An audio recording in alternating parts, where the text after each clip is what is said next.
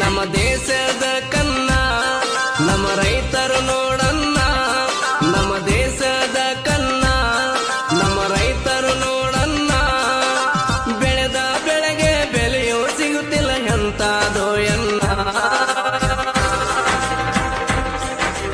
ಅವ್ರಿಗೇನಿ ಸರ್ಕಾರ ನಾಚಿಕೀಲ ಚೂರ, ತಲೆ ಕೆಟ್ಟ ನಿಂತಾರ ಉಳಿದುಲ್ಲ ಸರ್ಕಾರ. ನ್ಯಾಯ ಕೊಡಲಿಲ್ಲಂದರ ನಿಮ್ಮನ್ನು ಬಿಡುದಿಲ್ಲ ತಿಳ್ಕೋರ. 3500 ಕೊಡಬೇಕು ಎತ್ತ